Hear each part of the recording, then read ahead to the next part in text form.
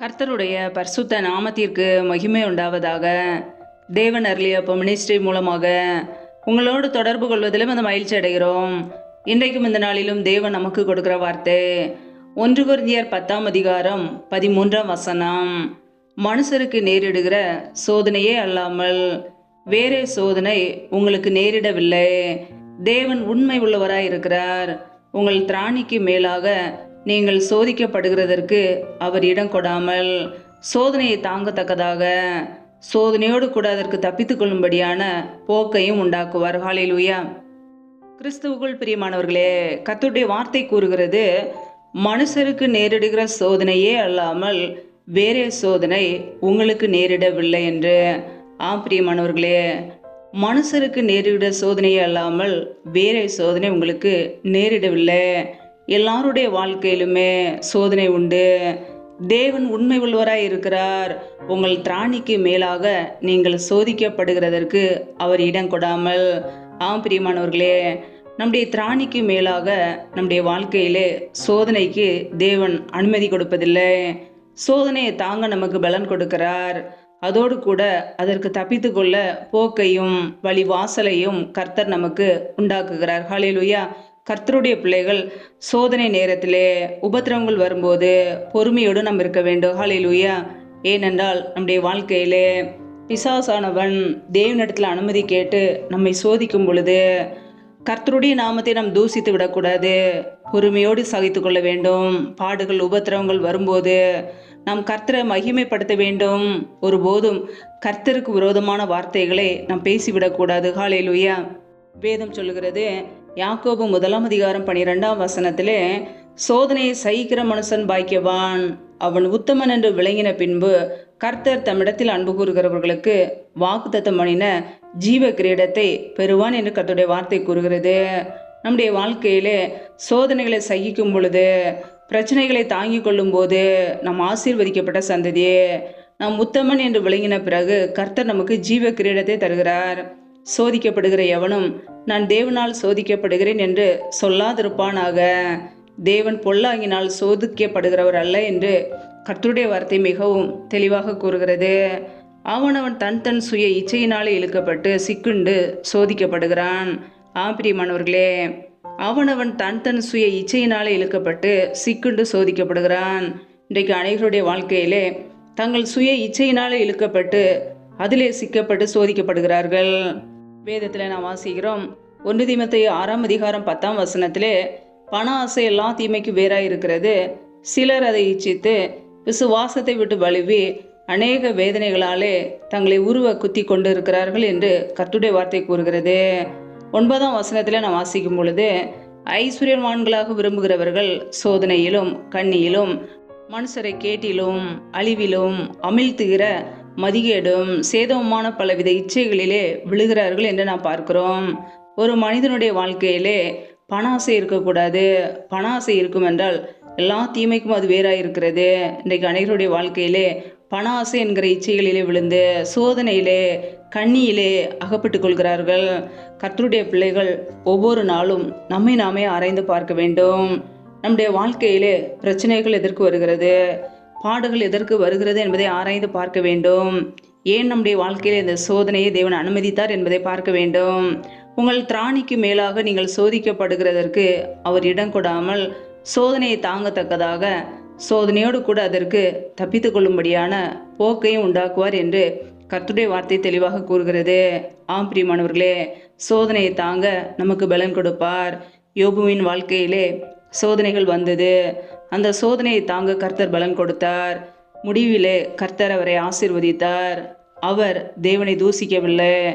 கர்த்தர் கொடுத்தார், கர்த்தர் எடுத்தார். கர்த்தருடைய நாமத்துக்கு ஸ்தோத்திரம் என்று கர்த்தரை மகிமைப்படுத்தினார். பிரியமானவர்களே, நம்முடைய வாழ்க்கையில் கூட நஷ்டங்கள் வரலாம், இழப்புகள் வரலாம். கண்ணீரோடு நாம் வாழ்ந்து கொண்டிருக்கலாம். நாம் கர்த்தரை மகிமைப்படுத்த வேண்டும். எப்படிப்பட்ட ஒரு சூழ்நிலையிலுமே கர்த்தரை ஒருபோதும் தூசித்து விடக்கூடாது. கர்த்தருடைய நாமத்தை உயர்த்தும் போது கர்த்தர் நம்மை 2 மடங்காக ஆசீர்வதிப்பார். இழந்து போன ஆசீர்வாதங்களை திரும்ப கொடுக்கிறவர். சோதிக்கப்படுகிறதற்கு அவர் இடம் கொடாமல் சோதனையை தாங்கத்தக்கதாக சோதனையோடு கூட அதற்கு தப்பித்துக் கொள்ளும்படியான போக்கையும் உண்டாக்குவார். நம்முடைய வாழ்க்கையில எந்த பிரச்சனைகள் வந்தாலும், எப்படிப்பட்ட சூழ்நிலைகள் வந்தாலும் அதுக்கு தப்பித்து கொள்ள கர்த்தர் வழிவாசலை உண்டாக்குவார். ஹல்லேலூயா. கர்த்தருடைய பிள்ளைகள் பாடுகள் வரும்போது, சோதனைகள் வரும்போது, பிரச்சனைகள் வரும்போது கர்த்தரையே மகிமைப்படுத்துவோம். நம்முடைய வாழ்க்கையை கர்த்தர் ஆசீர்வதித்து பெருக பண்ணுவார். ஹல்லேலூயா. வேதத்தில் நாம் வாசிக்கிறோம், மார்க்கு 14:38 நீங்கள் சோதனைக்குட்படாதபடிக்கு விழித்திருந்து ஜெபம் பண்ணுங்கள் என்று கர்த்தராய் இயேசு கிறிஸ்து நமக்கு கற்றுக் கொடுத்திருக்கிறார். பிரியமானவர்களே, நம்முடைய வாழ்க்கையிலே சோதனைக்குள்ளே அகப்பட்டு விடாதபடிக்கு கர்த்தருடைய பிள்ளைகள் ஒவ்வொரு நாளும் விழித்திருந்து ஜெபிக்கிறவர்களாக இருக்க வேண்டும். ஜெபம் பண்ண மறந்து போகும்போது நம்முடைய வாழ்க்கையிலே அநேக பிரச்சனைகளும் போராட்டங்களும் வரும். அதிகாலையிலே கர்த்தரை தேட வேண்டும். தேவ சமூகத்திலே காத்திருந்து விழித்திருந்து நாம் ஜெபிக்கிறவர்களாக இருக்கும்போது நம்முடைய வாழ்க்கையிலே சோதனைக்குள் அகப்படாதபடிக்கு நாம் தப்பித்து கொள்ள முடியும். ஹல்லேலூயா. ஒவ்வொரு நாளும் கர்த்தருடைய சமூகத்திலே காத்திருந்து கர்த்தரை தேடுவோம், ஜெபிப்போம், சோதனை காலத்திலே தப்பித்து கொள்வோம். ஹல்லேலூயா. வேதத்தில் நாம் வாசிக்கிறோம், வெளிப்படுத்தல் 3:10 என் பொறுமையை குறித்து சொல்லிய வசனத்தை நீ காத்து கொண்டபடியினால் பூமியில் குடியிருக்கிறவர்களை சோதிக்கும்படியாக பூச்சக்கரத்தின் மேலெங்கும் வரப்போகிற சோதனை காலத்திற்கு தப்பும்படி நானும் உன்னை காப்பேன் என்று கர்த்தர் சொல்கிறார். பிரியமானவர்களே, கர்த்தருடைய வசனத்தை நாம் காத்து கொள்ளும் போது, அந்த வார்த்தைகளின்படி வாழும்போது சோதனை காலத்திற்கு தப்பும்படிக்கு கர்த்தர் நம்மை காத்து கொள்வார். பிரச்சனைகள் வரலாம், பாடுகள் வரலாம், உபத்திரங்கள் வரலாம், கர்த்தர் நம்மை பாதுகாப்பார். சோதனை காலத்திற்கு தப்பும்படி நானும் உன்னை காப்பேன் என்று நமக்கு வாக்குத்தத்தம் செய்திருக்கிறார். நம்முடைய வாழ்க்கையிலே கர்த்தருடைய வார்த்தைகளை நம்முடைய இருதயத்திலே காத்து கொள்ள வேண்டும். அந்த வார்த்தைகளின்படி வாழ வேண்டும். கர்த்தர் நம்மோடு கூட இருந்து எல்லா பிரச்சனைகளுக்கும் போராட்டங்களுக்கும் விலக்கி நம்மை பாதுகாப்பார். பிரியமானவர்களே, நம்முடைய வாழ்க்கையிலே சோதனையிலே பொறுமையோடு இருப்போம். சோதனையை சகிக்கிற மனுஷன் பாக்கியவான். சகித்து கொள்வோம், ஆசீர்வாதங்களை பெற்றுக்கொள்வோம். கர்த்தர் நம்மோடு கூட இருந்து பெரிய காரியங்களை செய்வார். ஹல்லேலூயா. கர்த்தர் தாமே உங்களை ஆசீர்வதிப்பாராக. ஆமேன்.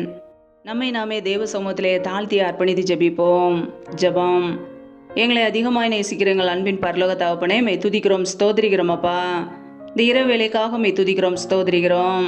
ஒவ்வொரு நாளும் கண்ணின்மணி போல எங்களை பாதுகாத்து கிருபையோடு ஜீவனோடு சுகத்தோடு பலத்தோடு வைத்திருக்கிறீரே, நமக்கு நன்றியப்பா.